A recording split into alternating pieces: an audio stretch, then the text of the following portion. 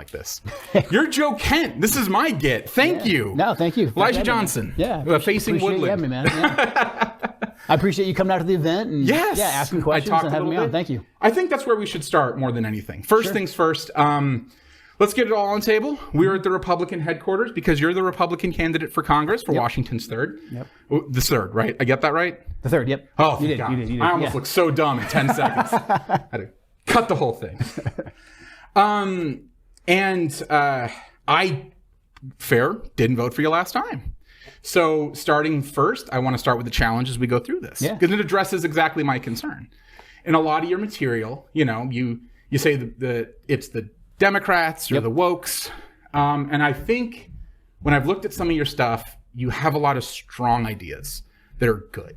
In order to get to those, I want to avoid words like left or right, Democrat or Republican, conservative or liberal. Okay. Do you think you can commit to that challenge? I will do my best. Yeah. No, and I like it. I think it's important. I think that's a great point because I think a lot of times we get siloed into, are you this guy, are you that guy, which team are you on, without talking about the ideas. And the ideas are important. And I think the beauty of long form podcasts, town halls, those types of things is that we can really delve into it beyond like the label and the team. And so on label, on team, I want to start the questions. We'll go from easiest to hardest. All right. And my penmanship is horrible, so I'm writing in code. I can't even read it. Yeah, no, we're good. That's I do the same thing. So and leading up to this, it was holiday season. We meet a lot of friends and family. I was super excited. I was like, I'm gonna sit down with Joe Kent. This is really cool. He's taking the time. I really appreciate it. And I asked a lot of my friends. Some of them are leaning one way. God, it's hard. Some of them are of a different persuasion. And the first thing that struck me as being the wildest and thus the most fun is apparently you're a racist. Care to elaborate on your hateful, vicious racism? Well, I think the way that you asked the question, it just shows how, unfortunately, like being called a racist, like it used to be a big thing because racism is bad. Right. I think any fair-minded American, I think the vast majority of Americans reject any kind of racism. Yeah. But unfortunately, that title, amongst others, has gotten thrown around so much that now it's like, well, everything's racist. Like you can't have an idea about, I don't know, maybe we should seal off our southern border and not allow illegal immigrants into our country. Boom, now all of a sudden you're a racist. So unfortunately, one side, I think everyone knows which side, they've decided that they want to call everyone a racist, which I think is, it's bad, it's unfortunate, but it's also dangerous because then when real racism does pop up, it's like, well, how do you know who's even a real racist anymore? Oh, there's a way to do that. It's weird. There was this guy, and he was super famous, and he gave a super big speech, and he talked about how you would judge people not by the color of their skin. That was his whole thing. Right. He's like, familiar. Hey, I'm familiar. Yeah, stop doing that. I think if we went with his premise, I think we'd be in a better spot. Yeah, so when you march down the street and you burn down stores and you hold a sign that says Black Lives Matter and not like arrest bad cops, which is an argument that we could talk about, sure. I think you're being racist. If you're judging people by race, that's racism. Yeah. Right. So, or like being, I like anyone. I really think, unfortunately, that tool has been used to divide us even further. Yeah. And I think we can get into why they want us divided. Sure. They being the government, the ruling class, whatever. But it's been used to divide us. And now we're back to this place where I feel like the country hasn't been probably, in my lifetime, I'm 43. Yeah. When I grew up, I mean, I was told that, hey, you judge people by the content of their character, not the color of their skin. Oh, and we were I feel like we were really serious about it. And then I went into the military, where when you enlist in the military, you're all equally worthless. I mean, that's kind of, they don't care, who your dad is, what color your skin is. Like, you all actually have to, like, earn it every single day. Let's talk a little bit about that. It's kind of a detour, but it's fun. You were in the military. You did 11 tours. I did. Special forces. Yep. You work with the CIA, so you're obviously a plant. Right. Deep state, yeah. Yeah, clearly. They've got you here. They messed up last election, though. They didn't print enough ballots. They did. I know. I thought we had MK Ultra going. Like, I got to call back to Langley to get that straight out. No, but one of the things that's interesting is I've met a few service guys over the time. I don't want to delve into it because everybody handles how they experienced it differently, and I didn't do it, so I don't have the tools, right? At 11 tours, is there a point at which you're just volunteering and you're like, I really believe in this, sign me back up? Well, I mean, it's all volunteer military, so I volunteered for all of mine, and then, especially, I came in '98, so I went in before the wars really started. I thought maybe if I hung out long enough, I'd get to go to war like once or twice, maybe. I did not think we'd be at war continuously for 2+ decades. But for me, I loved the military. I loved being in special operations. Loved the guys I served with. I liked combat. Okay. It was what I did professionally, and I felt like, hey, if there's going to be people in our country that are going to go overseas and be at risk, potentially lose their lives, it might as well be me, because I feel like I'm equipped for this. And I did like it. I liked my job. I got pretty disillusioned on the big picture as to why we were there. But after a while, I was like, well, then what do I do? Do I step aside and let someone else go, or do I continue to deploy? And for me, it seemed like the right answer was to leave people who are still willing to deploy in a position where they could make the most difference, speak some truth to power, some ground truth. We can get into it. I was over there in Iraq for quite a bit, especially when we were still chasing the WMDs and all that. And I felt like a lot of it initially was because there wasn't ground truth being relayed back to leadership. I eventually, once I was there long enough and gave enough ground truth to leadership as I became more senior in the ranks, I realized that they don't give a crap about the ground truth. They have a different agenda. And so then I thought, hey, working somewhere in the intelligence field, we can have people that can actually influence policymakers and say, hey, a lot of what we're doing over here does not work. Let's try to break free from that. That's initially why I was and still am a Trump supporter. Well, that's the thing. I was talking to my wife about this. She does not care for Trump. But I voted for him twice. I'll do it again. I think he's, of all the candidates who have run lately, I think he's the only one who actually feels like he has genuine representation. And I think about this more and more. It's like with the immigrants, the immigrant crisis the migrant crisis that's been going on. We'll talk about that in a little bit. We found out that I don't think it was really well known to people that so much of our political power just lives in Martha's Vineyard. It's like Obama's, Sanders, and Clinton's, they all live 20 feet from each other in a tiny neighborhood.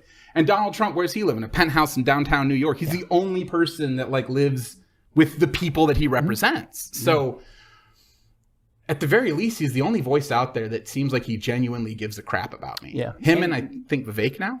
Yeah, I like a lot of what he has to say. Yeah. And Trump didn't have any vested interest. I became a Trump supporter back in 2015 when Trump went after Jeb Bush on the debate stage. Oh, and he said because Jeb and the rest of them were kind of dancing around the whole Iraq war thing, and Trump just went for the throat at the RNC. He said they lied. It was a mistake. We shouldn't have gotten into it. And I was actually sitting in Iraq at the time, and I was like, that guy just said out loud what me and all my friends have been saying, and no politician, with the exception of Ron Paul, but Ron Paul could never get enough momentum.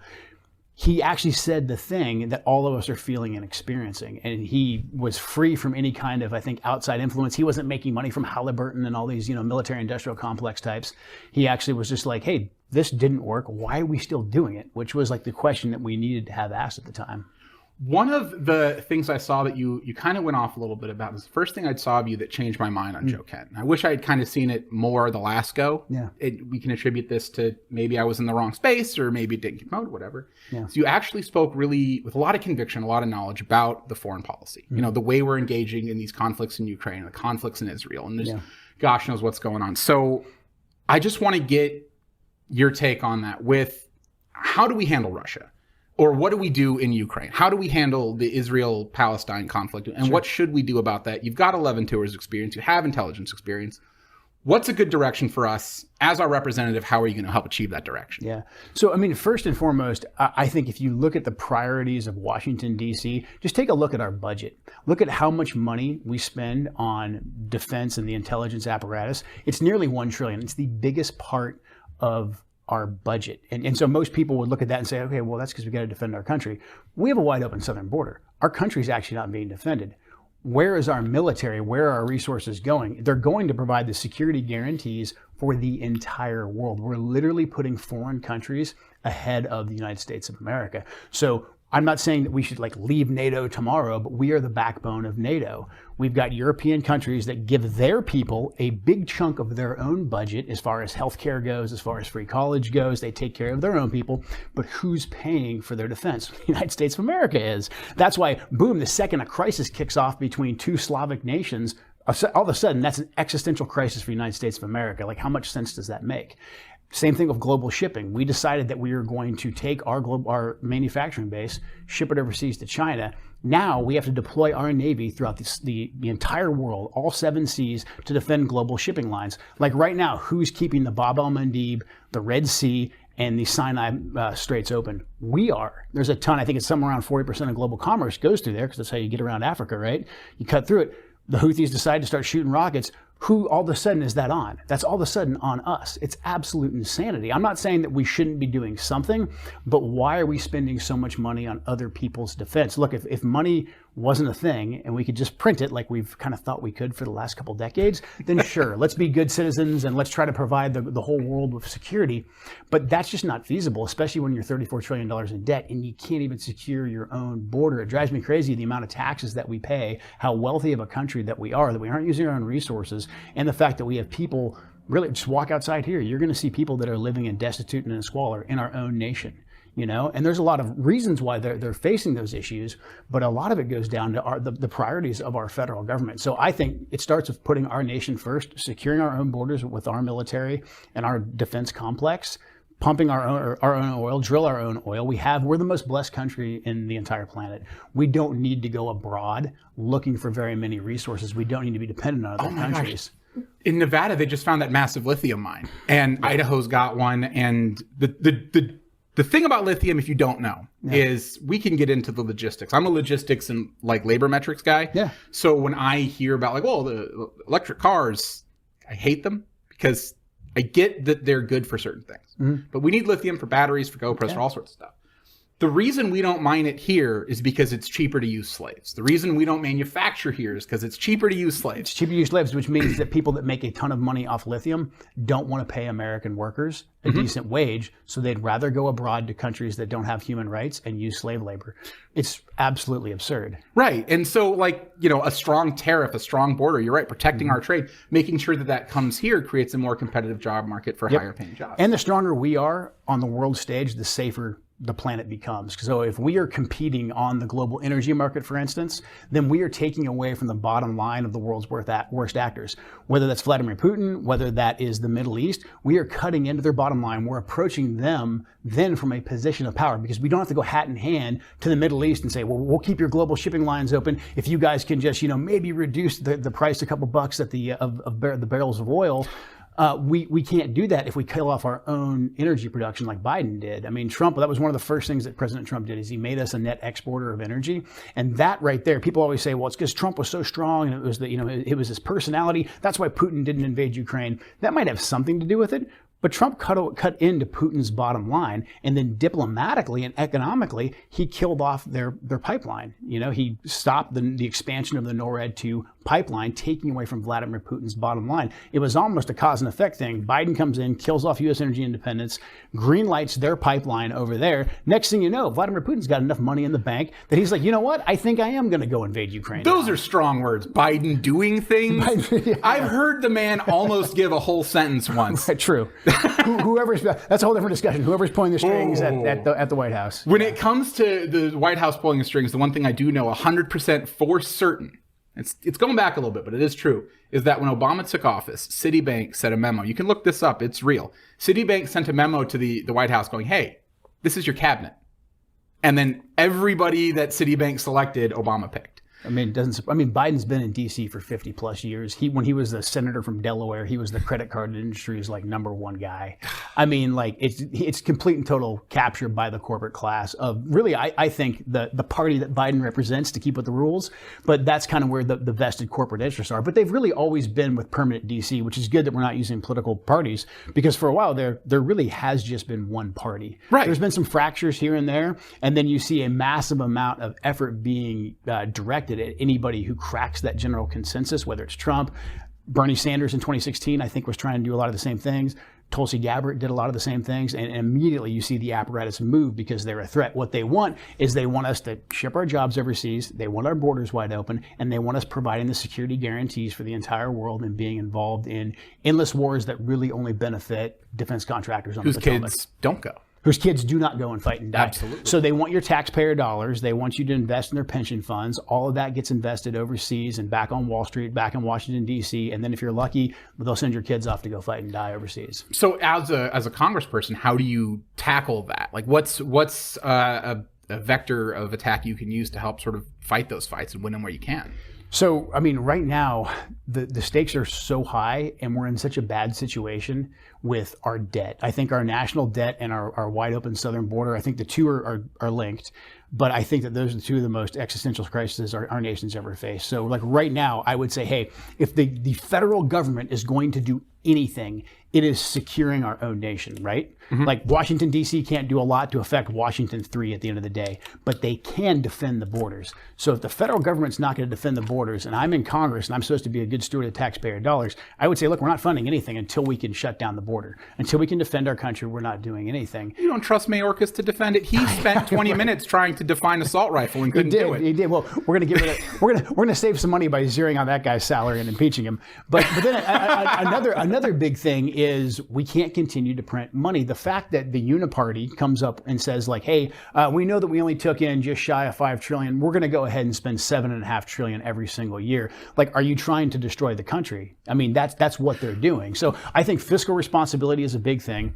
Taking a look at where our money goes and what our priorities are. And again, like I'm looking at that defense budget and it's nearly $1 trillion.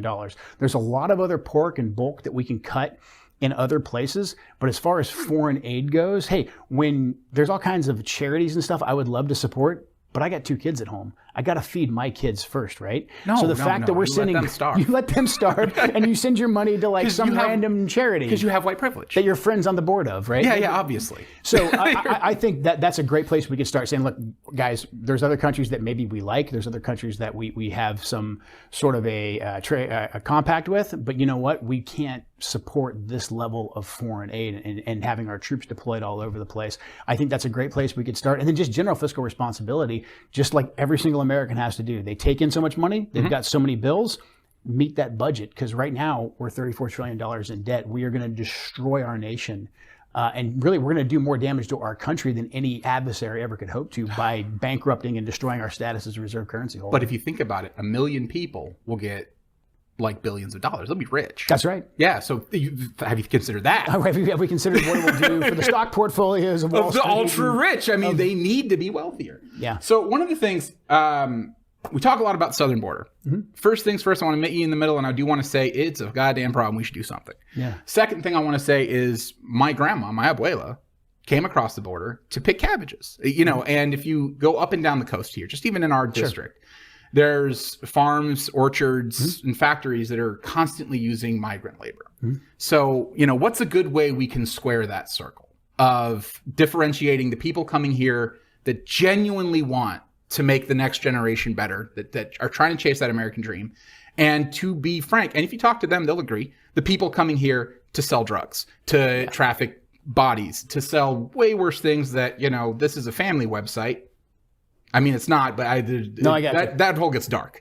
No, it's very dark. Yeah. So how do you differentiate between that? And what's a task we can do? Well, first and foremost, I think some of the biggest immigration hawks you'll find are people that came here legally, legal immigrants to this country. And so the first issue that we have is we've had, we think, 10 million illegal immigrants come into our country since Biden swore in and took over. Best guess. Well, the honest answer is we don't know. So I would be doing everything I could to locate those 10 million and deport them because they came into our country illegally. So my first focus would be on illegal immigration. It'd be securing the border. I do think we've got a major issue in this country, and this has been driven by very big corporate America. This has been driven by a lot of business owners, is that there's a mentality that, hey, it's much easier just to import workers, whether we're talking about manual labor or whether we're talking about like tech workers. There's this consensus, like really, if you reverse engineer it and you ask our ruling class, so what do you think Americans can do? And they will say, well, native born Americans are too darn lazy to get out there when they're, you know, in high school or first starting out in the workforce.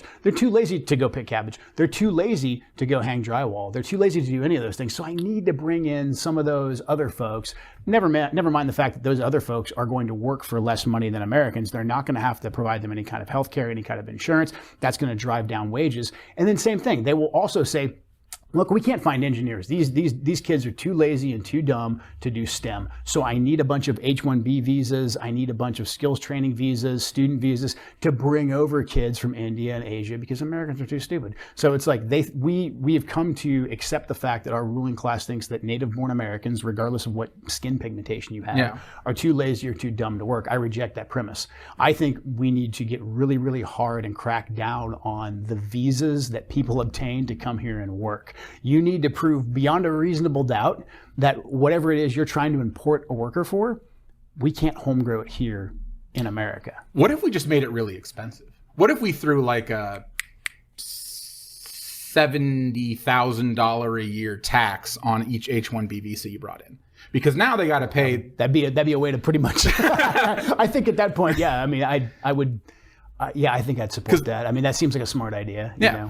The other thing I think about is like, how do we, because this is the biggest problem I have with the illegal community. And it's not like a gripe I have with it. It's a gripe that you create by having one. Is when you have an illegal community, even migrant workers, there's this fear of deportation. Mm-hmm. And that's true. It's very tangible, even when they're in restaurants that we like. But when they're scared of being deported, then they're scared of reporting crimes. Yeah. And then you end up with that being a place where crime gets harbored, whether it's drugs, whether it's violence, whatever it is. So it's like, we need a way to give the people that are here a tangibility to like go, it's okay because we know you're doing the right thing. And then the people that are not, frankly, the fact that Mayorkas is down there, and I don't know why Department of Homeland Security is involved at all. I guess they're the anti-terrorism people. We spent, I don't know how many billions or trillions of dollars, and I don't know how many years spinning up this beautiful, completely unaccountable anti-terrorism division. Could we classify people that are coming here to sell drugs as terrorists? And then, I mean, fentanyl that's come from the Mexican drug cartels and the Chinese Communist Party has killed, we think, around 118,000 Americans. Pretty much every single event that I go to, I get someone in our district, whether I'm in downtown Vancouver or whether I'm here in Kelso, it doesn't matter where. Someone will come to me and they will tell me the story of a loved one, a family member that has had an OD from fentanyl. The vast majority of these people are not like lifetime drug users. A lot of these people had no idea what they were getting their hands on. A lot of it is like the black market Oxycontin that is now laced with fentanyl. So the fact that we've had 118,000 of our citizens killed by fentanyl, I would say yes. If you are knowingly trafficking fentanyl, you should be subject to the death penalty. You should be a terrorist. You're an enemy combatant. We should hunt you down like we hunt down members of Al-Qaeda. I mean, think about it. 9/11, we lost nearly 3,000 people in one day. 3,000. And we went to war for 20 plus years. We're still at war. I lost friends, lost my late wife in that war. But now we've had 118,000 Americans killed on U.S. soil. And like, we are not doing anything about it or lifting a finger. Again, it's just like, so I'm sorry, what's our taxpayer dollars going to? Why do we even have a government at that point? I mean, like, where are the priorities? And it's obviously not the American people. Okay. So apparently all of our elections are obviously rigged. But there is one thing that election security gets talked about a lot. And one of the things so a little bit about me, I had done sales history, and I was able to, with a GoPro camera and a tiny Rumble show, convince a man with 11 tours who's a primary candidate for Congress to sit down and give me an interview. I know a thing or two about fraud, Mr. Man. You're pretty persuasive. Yeah. When I see election and security concerns, what I see first and foremost is a failure point at the ballot box itself. So before we talk about machines or laptops or whatever, the fact that in some states, California, whatever, an illegal immigrant can drop a ballot uncountably into a mailbox. Mm-hmm. As congressman, could you support an election security for simply showing an ID to drop a ballot? I would love to. Yeah. I would love to. I mean, the way that the states handle the elections, which is in the Constitution, that's an issue. And so it's an issue in the entire West Coast, but Washington State in particular, it's an issue because you don't have to prove the fact that you're a actual legal voter to be registered to vote when you go to the DMV.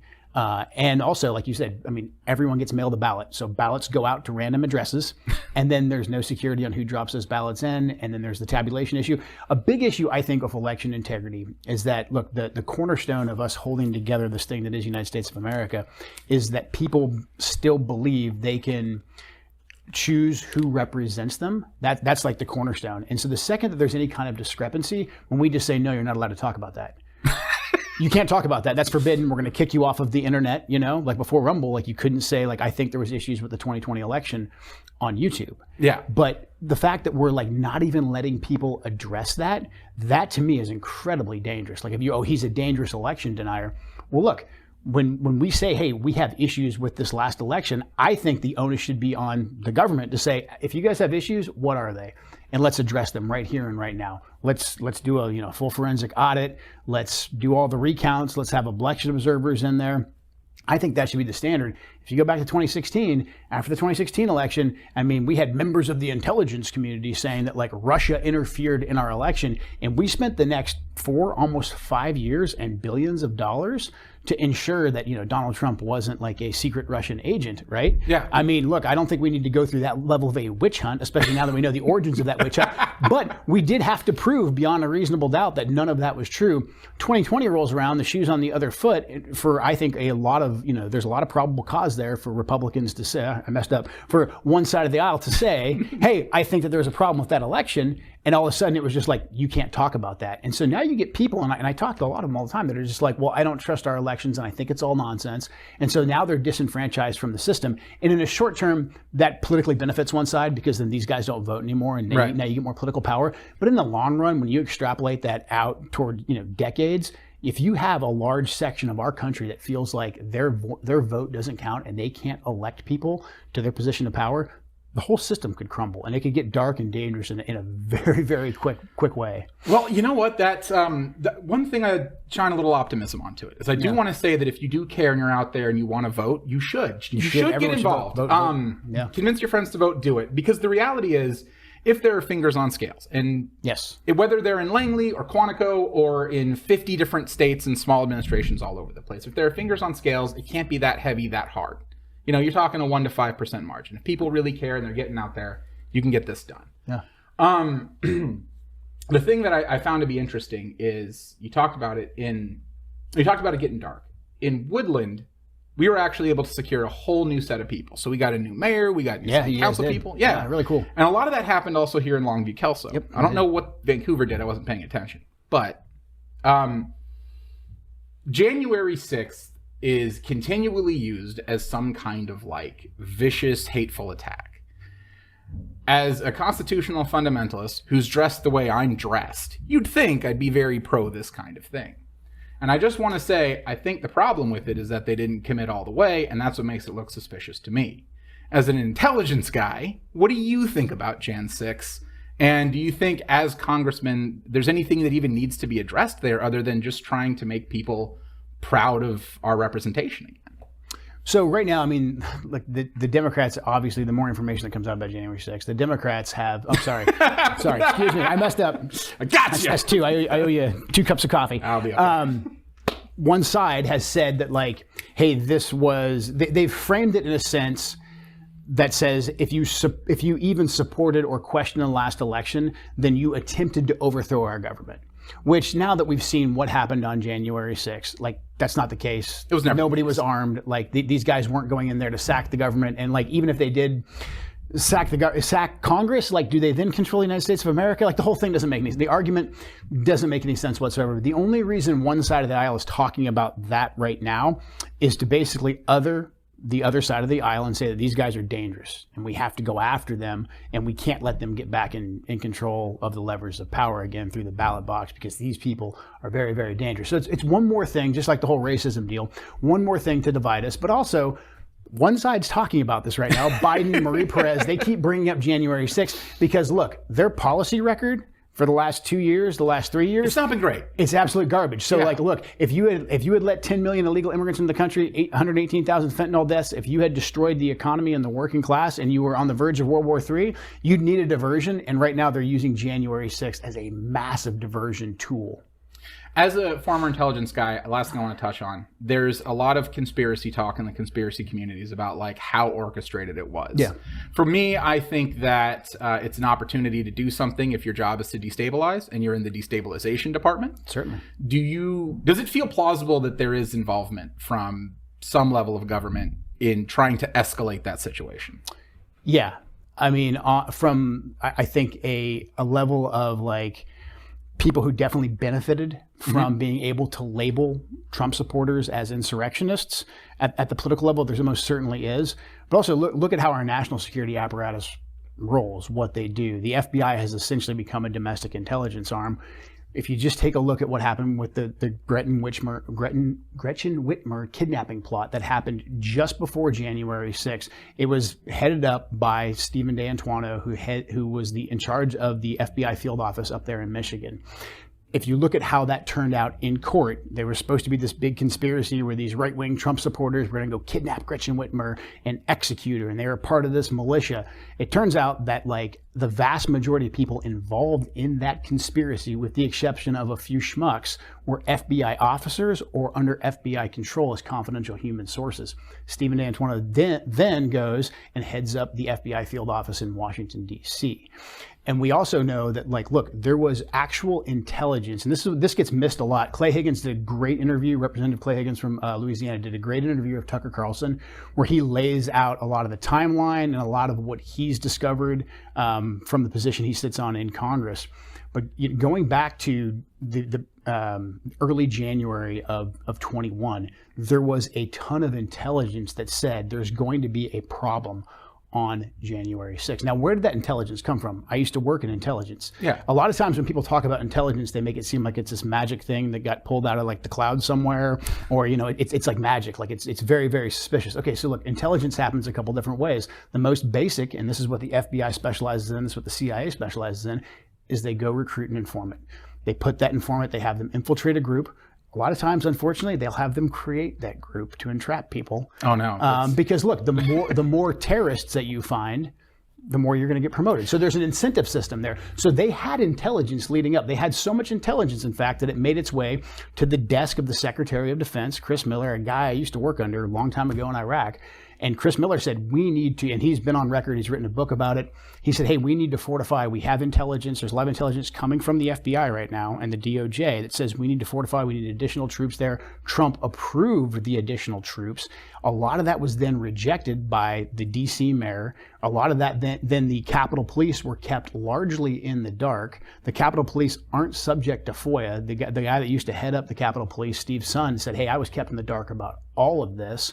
A lot of it was then put under the Sergeant at Arms of the House, who works directly at the time for Nancy Pelosi, who seeks to gain from being able to other Trump supporters, right? So look at all these converging factors. You have FBI agents throughout the entire country that are working for joint terrorism task forces, who are then getting told from FBI headquarters, hey, we think that these Trump supporters, these MAGA guys, are going to come to Washington, D.C. and do something, infiltrate these groups. And now you've got individual agents who are ambitious that are like, man, this is going to be a massive feather to put in my cap if I can have a source or I can have a series of agents infiltrate these different groups. So it's not a conspiracy to say that there was probably undercover informants involved in all these different groups that were converging in Washington, D.C., and not just the FBI. You've also got the Capitol Police.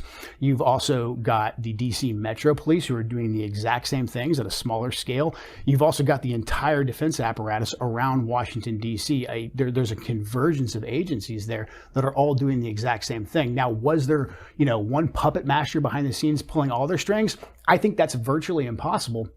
But if you have a bunch of different source handlers, essentially, that are running different agents, and they're all going to be rewarded for having, inside access and inside track to these guys that are coming into our nation's capital, that's a massive incentive system set up by the system itself to facilitate something like January 6th. And you take a look at characters like Ray Epps, the most famous one, the guy who just got sentenced today. We've got January 6 people who never set foot in the Capitol that are doing years in prison. Ray Epps, who was directing people to go into the Capitol, who was removing a lot of the barriers and telling people to breach the Capitol. That guy just got probation for a year. He'll never set foot in jail. He Zoom called into his own sentencing hearing, and he got fined $500. Oh, well, see, so there we got him. We got him, yeah. And he's the only J6er that, like, the J6 committee thanked for his service. The whole thing.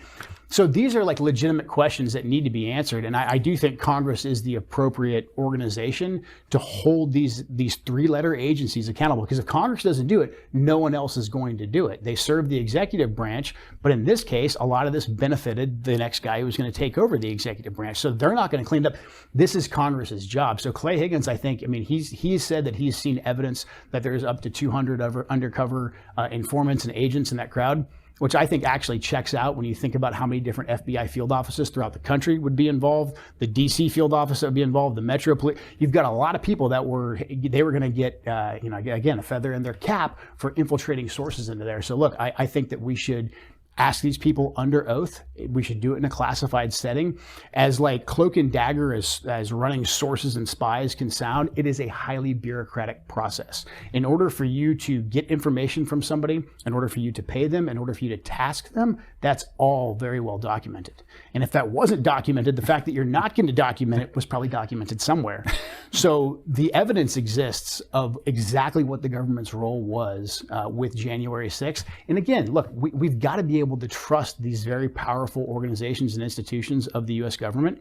And if Congress doesn't hold them accountable, we the people aren't going to trust them. And then what's going to happen? Like if you take away the ability to question what happened during an election, you take away the ability to have any accountability over intelligence agencies, and then you expect Congress to just blanket sign off on more wireless surveillance. What kind of a country are we going to have here? Well, that dovetails real nicely into something we already watched, right? We watched the country lose their shit effectively over, police just your average policeman not being held accountable when they screw up. And they do, right? And there is no accountability. And does anyone want that expanded into I'm mad at the FBI the same way, in fact, worse now. Right. And this is the thing. I do want to bring this up. I put it here. There's a little bullet. When you go on a show, and if you are on a show, and people are talking a lot about Civil War, the people who bring it up, you're asking someone to kill somebody. Death is powerful, and violence should be reserved for when absolutely necessary. So if you're going to spend an hour a day, every week, for 4 years talking about how people shouldn't be engaged in a civil war, I think you should really watch your language. But I like the idea of holding them accountable. And it's important that in a time where we're engaged in a lot of global conflicts, we have someone who's global oriented. You've been out there, you've seen it, you've done all that stuff. It's important at a time where these agencies, if not necessarily are running amok, you could argue that it's been going on for a long time with our ridiculous way. I've just been mad about the TSA this whole time. That was it. I was just like, why do I got to take my shoes off at the airport? And they're like, oh, you don't understand. We're plotting to kidnap the governor. I was like, well, what? Yeah, well, yeah. When you look at it on a surface level, you're like, this is all crazy. Like, right, yeah. Yeah. But, we created this big incentive program to catch domestic terrorism, and we didn't catch any domestic terrorism, and so now they're fabricating it, and it's getting worse. We need a guy who can handle that by having the experience to handle it. And the word you used early on that I think needs to be to really be echoed here is that you were disillusioned by the system. Mm-hmm. You said it yourself. Yeah. You volunteered for 11 tours, and you're like, why? And that sentiment is really important for us to have. You can't have blind subservience to a system that wants to hurt the people. Amen. I didn't vote for you last time, but you gotta keep this kind of passion up. I don't see why I wouldn't vote for you now. I appreciate that. Thank you. Last thing. Yeah, I think we got it all. Were we over time? Are we good? Okay, good. My son just had his birthday on January 6th. Oh, no. I know. Every year. You're on a list for sure at this point. I mean, that's, yeah. The last thing I wanted to talk about a little bit is the inflation. Because you're right. It's overprinting. Yeah. There's a level of discussion, I think, worth that a lot of our inflation gets unfairly done as a result of the petrodollar, right? Mm-hmm. As global demand for oil increases, global demand for dollars increase. So we take our inflation in currency and we hide it over there. Mm-hmm. Would you be open to having a discussion about repegging our dollar to gold or a more tangible hardline like value? I think it's a conversation we have to have, and I think we have to have that conversation before we lose our status as reserve currency holders. Because look, we've been the prime reserve currency holder now for quite a while. Mm-hmm. And I would say the fact that we basically took away most of the value of America. We shipped away our manufacturing base. We stopped pumping and drilling our own oil. The fact that we've outsourced all of that, but at the same time, we've attempted to keep up this massive empire, essentially, around the world. That, quite frankly, it's a really bad empire. Like we don't benefit the American people. I mean, like the Brits, they kind of did a lot for Britain at the time, but ours is like this crazy empire that doesn't benefit the American people. It just benefits our ruling class. But we spent so much cash and so much money on our empire, and then you look at what we've done with sanctions, in particular, when we attempted to throw the basket of sanctions at Russia, and China and Russia laughed at us and said, actually, we don't really need you guys. We are on the cusp, though, of them taking away our reserve currency status. And then you've already got China convinced OPEC to let them purchase oil away from the dollar using the yuan. So I do think we've got to start really looking at how we're going to strengthen the dollar. And that, again, goes back to like, number one, drill, baby, drill. We've got to drill our own oil. That's going to make us players back on the world stage. It's also going to lower the cost that people are experiencing every day when they go to fill up the gas pump, when they go to purchase things every day, their everyday purchases like groceries and all that type of stuff. But yeah, I think there does need to be a very realistic discussion about like how beneficial has the Federal Reserve been for the American people, and like, can we? I mean, I'm not saying like there's some guys that are like really flamboyant, like let's end the Fed tomorrow. I don't know if we can go that drastic that fast. Yeah. But I do think we need to look at like, hey, we need to peg the dollar on us having an actual strong domestic base of production. Because right now, us just saying, hey, we're always going to be the prime reserve currency holder. So therefore, budgets don't matter. If we want to spend $7.5 trillion this year and we only took in 4.8, who cares? We can just keep spending. Like, that does not work. And our enemies are watching. That the number one way that China fights, it's on the economic warfare front. And if you just look at the maneuvers that China is making right now with BRICS, what they're doing with OPEC, what they've done with One Belt, One Road initiative, gobbling up key ports and all that, like, we are about to be blindsided economically, and it's all our doing from overspending. And it's hurting the American people. It's just bad foreign policy kind of across the board, because not only are you absolutely right about Belt and Road, the thing is, you know, we have this like stupid organization, called OSHA, make sure everyone has like safe working. Sure. But when you go to China, everyone just falls into lathes and then gets their livers ripped out for like the people in Beijing. None of that's too far off the point. But somehow, I guess it's more expensive to buy railing and keep people safe. Now, our bad foreign policy has just really been that we completely torpedoed our influence in South America and Central America. We went down there and the CIA, this is 70s, way before, you know. Mm-hmm. But we destabilized all these countries because we were scared of them. And now what should be all of our biggest economic partners are like falling apart. Mexico's our biggest trade partner. Right. Like if you look at the numbers, and they're having to deal with a cartel influence they can't police because of us. Venezuela is one of the largest oil producers on earth, and their economy can't be stable for 20 seconds because we destabilized it like a bunch of different times. So, you know, a commitment in what capacity Congress can, as a congressperson, you can have to that. I'd like to see a little bit of reignition into the southern. Oh, I agree. I mean, the Monroe Doctrine of us being the dominant force in the Western Hemisphere has taken a back burner for the empire. Yeah. When really, like, what's in our vital national security interest? I mean, there's a crisis in Mexico with the cartels that directly affects us, but also Mexico should be our strongest ally. A couple friends of mine and I were talking, like, if we were actually going to go fight a prolonged, and I'm not saying we should do this, but if we were going to go fight a prolonged counterinsurgency for multiple years, like Mexico and South America, to attempt to stabilize those governments and make them good partners with the U.S., that would have been more in line with what our vital national security interests are than trying to build a democracy in Afghanistan and Iraq, right? Well, you're telling me where we spent $9 trillion. It makes more sense to shore up our giant southern border by giving our partner a strong democracy than by securing opioid fields in Afghanistan. Exactly, right. In a place that most Americans rightfully can't find on a map.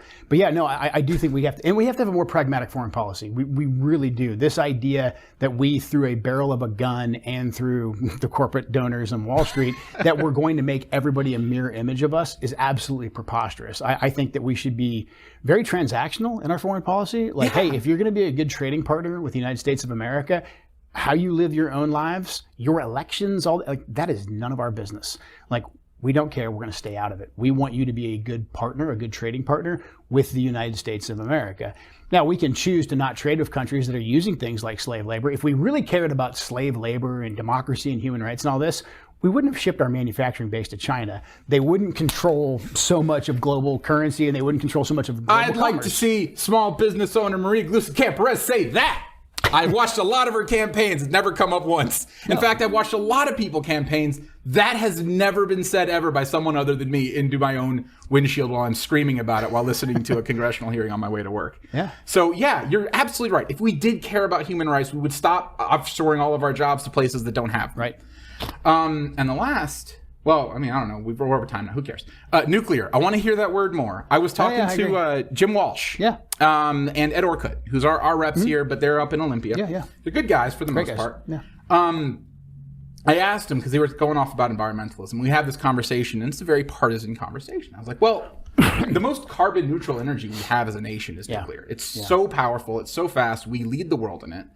Why don't we hear it more? Is it just people saying solar and wind for like a cheap vote, or is it like a real policy? And Jim Walsh told me, this I thought was really interesting, is he goes, I love name dropping people. Jim Walsh says, he goes, well, there's a gal in Eastern Washington right now who's trying to get modular nuclear up and running. Yes. And nobody in Olympia will give her a committee. Right. Nobody. And it's an absolute tragedy. So, if we're talking about energy independence, I think one of the best tools we have in our arsenal is that we're a world leader in atomic technology, and we need to deregulate that industry enough to allow some of these plants to get up and running. We had the Trojan plant over in St. Helens. Yep. It's gone. And who knows how many kilowatt hours. And this is before we get into like the carbon of it all. Yeah. Who cares? It's such a clean and efficient, cheap energy source. And I think a lot of that's because we're tied to the petrodollar. Can't not use oil because then our money's worthless. Yeah, I'm sure there's a massive interest in keeping us on the oil, but then basically the oil and natural gas and our ability to produce those types of things has been destroyed by these Green New Deal climate types. And really, if you care about the environment, if you care about us being energy independent, then nuclear is a great option, because nuclear gets a bad rap, obviously, from a few disasters that happen here and there. And it's scary, right? It's nuclear. Okay? Just the word alone, I think, scares a lot of people, because the first thing they see is like a mushroom cloud. And they're like, oh man, I don't want that in my backyard. However, it's sustainable, it's clean, the technology is there. I like to say I support a all of the above energy solution. If we can produce it here in America, my answer is all of the above. And so you go with whatever's ready for prime time. Obviously, right now, oil, natural gas, that's a no-brainer. That's ready for prime time. We can pump it here. We've got the equivalent of 2 to 3 Saudi Arabia sitting under our soil. So that's your number one go-to. Then you got nuclear. And look, I'm not against like solar and wind and all that. What I am against is us being forced to convert to that, and also us being forced to buy all the rare earth minerals from China, who is working towards our demise using slave labor. Like that's where it's just like, this is insane. Because if you look at a lot of the policies that Biden's trying to push, and Perez has supported a lot of these, she's done her best to try to vote on both sides of them. But the Biden agenda is trying to force a conversion to EVs, to electric vehicles, which basically makes us slaves to the Chinese Communist Party, it kills like almost, I think, close to 1 million jobs of American auto manufacturers. Yeah. So like the whole thing is just absolute insanity. So all the above: oil, natural gas, drill baby drill, and then nuclear. Let's go for it. All right. Yeah. Well, I know we're a little over time. Thank you again so much for sitting down with me. I really appreciate it. Other than Vote Joe Kent, which I think. Initial thoughts. This is the first time I've ever heard you talk at length and be honest about your ideas. Good. And not sound like a stooge. A lot of people run campaigns and they sound like stooges. And you didn't do it for an hour. Thank you. And you really won me over. No, this is me. If you see me in a 30-second TV ad, we're usually hitting like one vector real quick to get the brand out there. And it's a necessary evil. We have to do it. Yeah. It costs a lot of money. I wish we could just campaign this way, but unfortunately we can't. But I would encourage people, I want to talk to more people like you. I really want to talk to folks who didn't vote for me last time, but who understand the agenda that's being pushed by the other side is destroying this country, and you're looking for alternatives. I want to hear from you. I want to have more conversations like this. So other than voting for me, if you're still on the fence, like, please, let's sit down. We do Cup of Joe with Joe. We do town halls all over the place. So just go to joekentforcongress.com under events. Check out my social medias. We're always doing events. Come have a long-form discussion and grill me. And register your address to say that you're like 50 illegal immigrants. That way you get 50 ballots and you can cast them all. I didn't say that. You didn't. You have integrity. I have none of that. Thank you again. Thank you so much, man. All right, bye. Thank you for watching. If, like me, you're interested in having better candidates on more ballots, Head to solveproblems.us and add your name to the list of potential members today.